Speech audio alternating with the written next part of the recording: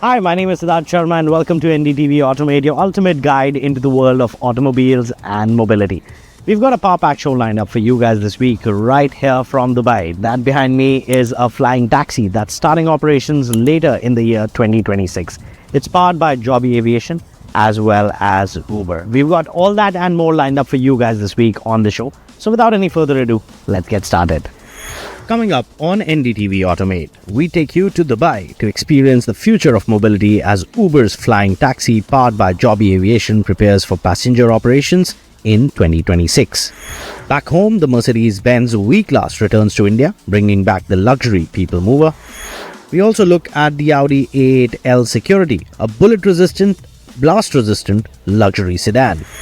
And in news of the week, we get you action from BIC, where Vettel's RB8 makes a return.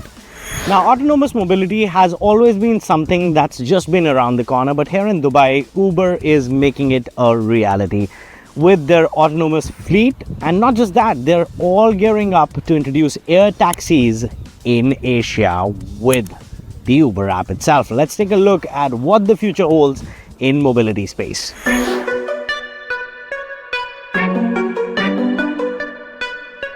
Dubai has always sold possibilities, but now it wants to sell the future of mobility as an experience. What we are sitting inside is a Joby-powered air taxi in partnership with Uber that's starting later on in 2026. We've experienced a test flight here in Dubai, and the future of mobility is not just autonomous, it's also aerial. An air taxi that turns the skyline into your commute. A robo-taxi that drives itself while you sit back. Dubai has a habit of turning imagination into infrastructure. Here, ambition sits in the warm desert air, and right now it's humming quietly above the city. This is Joby Aviation's all-electric air taxi. Sleek, sculpted, whisper quiet, and planned to begin flying passengers in Dubai later this year. It represents something more than a new aircraft. It represents a shift in how cities might move when speed, silence, and sustainability all meet at altitude. The aircraft lifts off vertically, transitions smoothly into a forward flight, and cruises at high speeds with a range suited for short-haul urban hops. Inside, it's a space designed for 4 passengers, with sweeping windows so the city never leaves your sightline. Now, this Joby air taxi behind me, which will be starting in Dubai, has a top speed of 322 kilometers an hour and also has a range of about 160 kilometers. A trip that may take about an hour will take only about 11 minutes on an air taxi like this in 2026.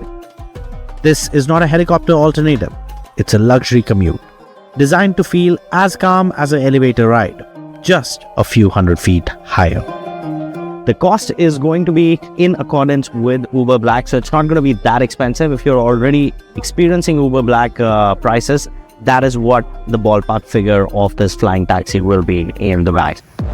Uber wants to make the experience as familiar as booking a regular ride. One tap, one interface, one journey. You'll request your destination like always, and if the route qualifies, the option to leap into the sky appears. The app connects every leg. Uber Black car to the vertiport, Joby flight between the vertiport, and another Uber waiting when you land. The luxury is in the orchestration, not forcing the rider to figure out the future, but serving it inside something they already trust. We're in the business of moving people and moving people in the world. We've had products at Uber whereby, and in some markets we still do, the ability to summon a helicopter on the Uber platform. As you mentioned, the future is electric, and Joby is the leading electric aerial company, and that's why we're just so excited to partner with them. So while, yes, we're going to work with all the players that will help us get from A to B, Joby's really the leader right now, and that's why we want to bring electric mobility. It's green, it's quiet, it can really get you to where you need to be. So that's why we're really excited about this product here. Joby has logged tens of thousands of test miles and is deep into final regulatory approvals in the United States. The aircraft has redundancies built into every major system, making reliability the core of luxury, not just its companion. In Dubai, the focus is on integrating the aircraft into a city designed for bold ideas.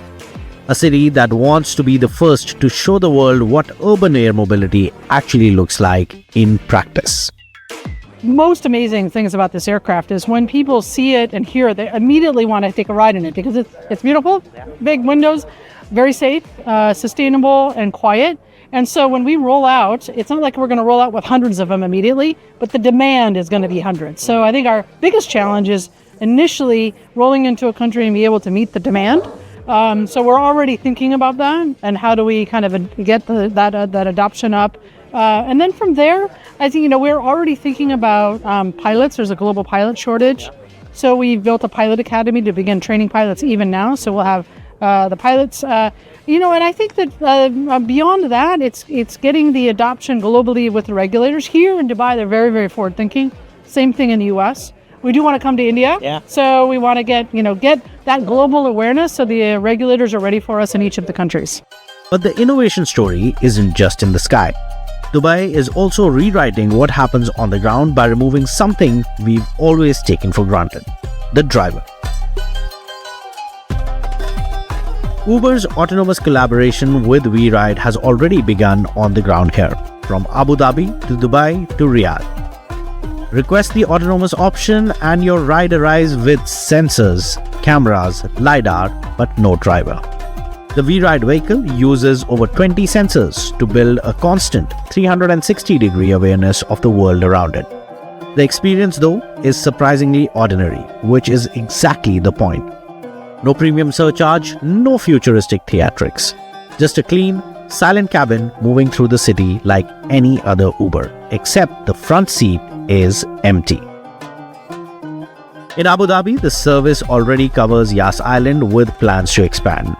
And the larger plan is ambitious, scaling autonomous rides across the Middle East and into select global cities over the next few years. Siddhartha, it's very important for us to make sure, even though it is brand new technology, it's very fancy, we needed to make it as comfortable and as familiar for our users. So the habit that they already have to just open the app to make a selection by just pressing a button, we want them to be able to continue that.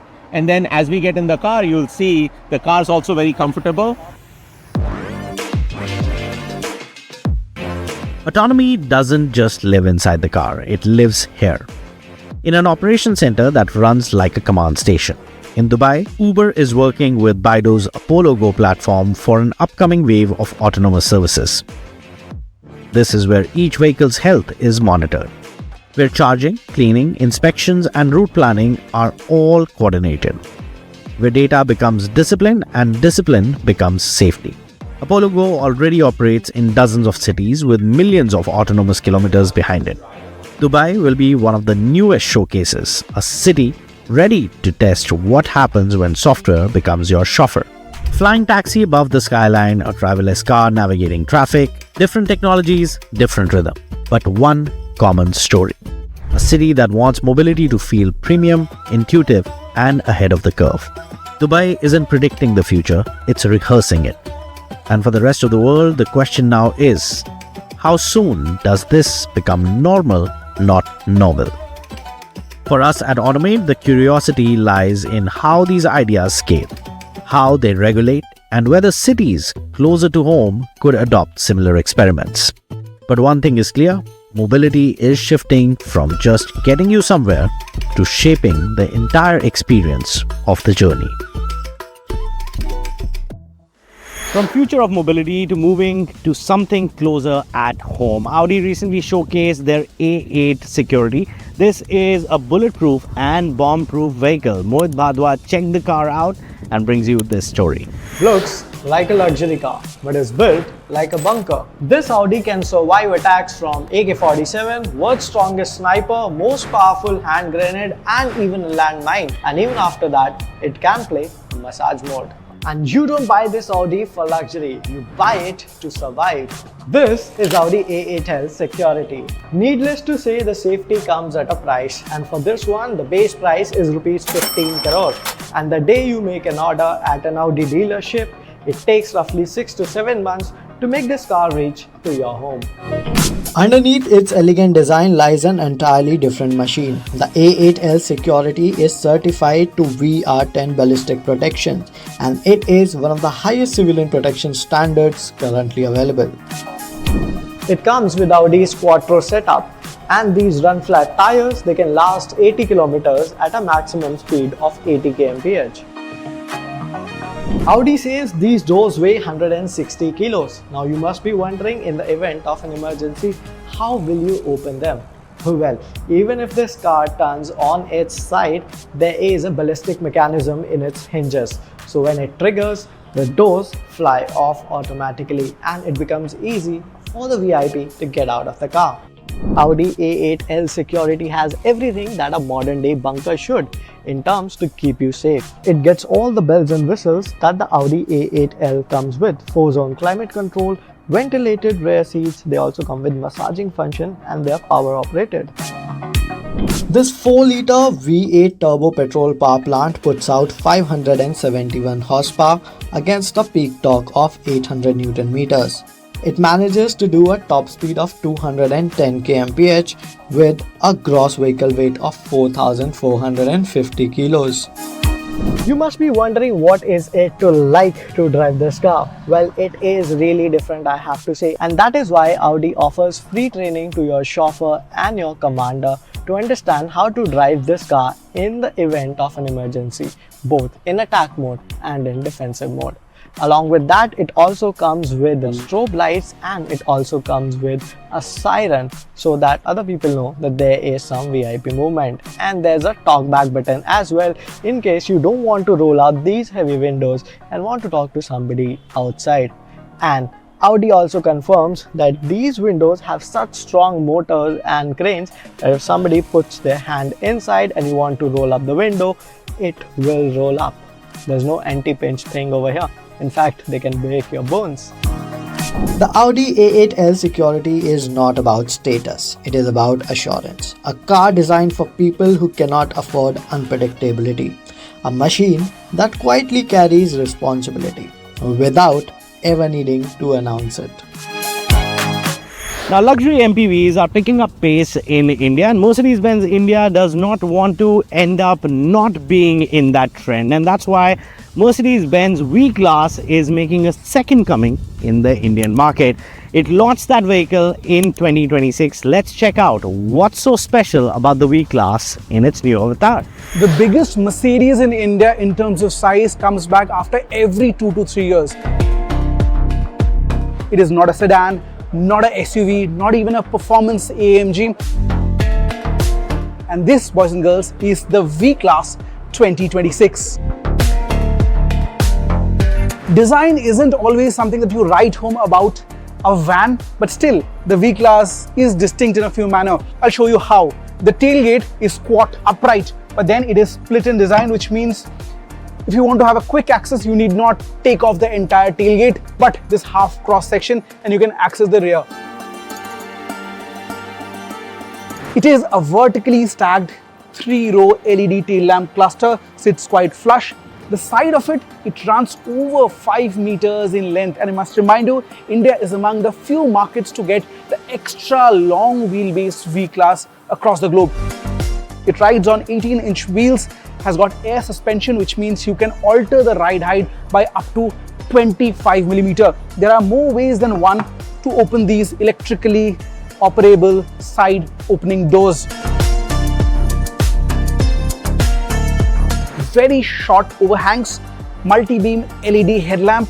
Now this grille is AMG line, which means it's studded with tri-arrow AMG design, and the light that runs all across this chrome laden grille looks good. No corners cut when it comes to the aesthetics of the front seat. Porwood finish to the dashboard looks subtle yet very premium with this silver bezel that runs all across. Turbine-shaped AC vents, quite signature of Mercedes-Benz. Ambient lighting that runs all across, has got multi-zone AC. The front seats are leatherette and they are also electrically adjustable, gets heating and cooling function much like the rear seats. You get wireless charging, massive glass area, 360-degree camera, and also the extension of Burmeister stereo and couple of screens with latest MBUX. The wheelbase runs over 3.3 meters, which essentially means the interior can be configured in more ways than one.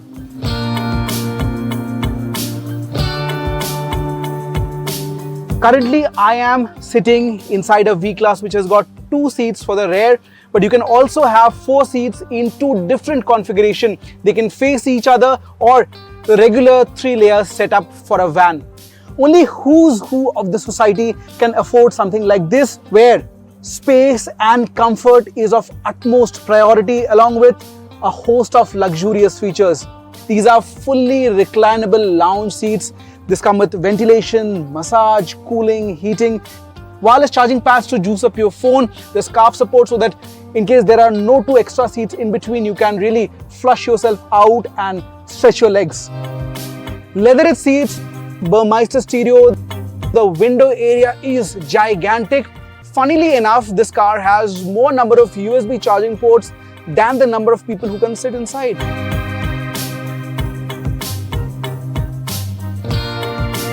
Tall claims, but Mercedes says this is one of the safest vans in the business, securing highest rating at the Euro NCAP crash test. It gets 7 airbags, ADAS features, 360-degree camera, and in case your driver feels fatigued, exhausted, there is a monitoring system to warn you. 5 exterior paint jobs, 2 different fabric options. There is a whole host of customization that you can do with this V Class. Now, there's no direct competition to this, but the Toyota Velfire sits on one side and the Lexus LM on the other. Where the Mercedes has an upper edge is in terms of powertrain. Along with petrol, it also has a diesel, which is kind of a rarity in this segment. The new Merc Suite fetches a price tag of 1 crore 40 lakh rupees ex-showroom. It is assembled in India and deliveries will begin by end of March.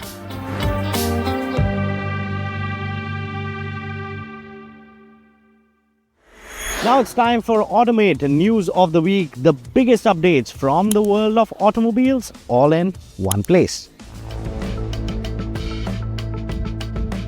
Spicing up the Roadster lineup, Classic Legends has brought a new special edition of the Yezdi Roadster, and this one's called Red Wolf. Priced at 2.10 lakh rupees, it stays mechanically identical to the standard bike but turns up the drama with a deep red paint job plus a unique brown seat. This special edition is put at the higher end of the Roadster range. Staying with special editions, Mahindra has rolled out the XEV 9e Cineluxe edition at 29.35 lakh rupees, based on the Pack 3 trim with a 79 kWh battery. It slots between Top Pack 2 and Top Pack 3 variants, and the focus here is on a richer in-cabin experience, edition-specific interior theme, new color options, a premium Harman Kardon audio system with Dolby Atmos and 3 screens. Bookings opened on March 2 with delivery starting March 10, 2026. On the performance front, McLaren is finally letting customers get a slice of its Le Mans Hypercar under the Project Endurance banner, but with a twist. The customer car skips the race car's hybrid system and instead runs on 2.9-litre twin-turbo V6, putting out around 720 horsepower, comfortably beyond even the Senna and aimed squarely at serious track day fans rather than casual toys.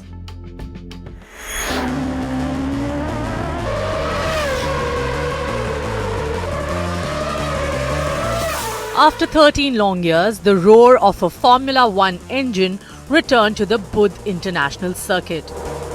An iconic machine, the Red Bull RB8 fired up once again on Indian soil.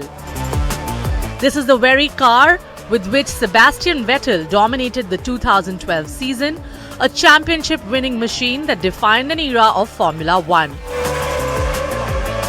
And now its V8 soundtrack echoed once more through BIC.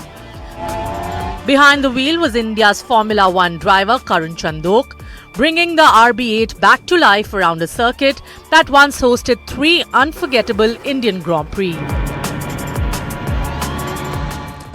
just recognizing how lucky I was. You know, I think very few people get to drive a Formula One car. Very few people get to drive an F1 car in their home country at the BIC. So I was just thinking to myself as I drove out the pit lane, you know, what a privilege it is, and how lucky am I. The timing is significant. The circuit has been in the news for over the past few days, and this run has only reignited conversations about Formula One potentially returning to India. I'm personally driving it, and I'm very personally engaged in terms of bringing Formula One back into India. And I think India has a lot of potential. There is a lot of following in Formula One from India. And I do believe that India can really showcase how a Formula One circuit, or how the Formula One whole sport can be brought in and can be a benchmark for a global event. But for fans, this was more than just a demo run. For a few brief laps, Formula One was back home. And the noise, it felt like a promise.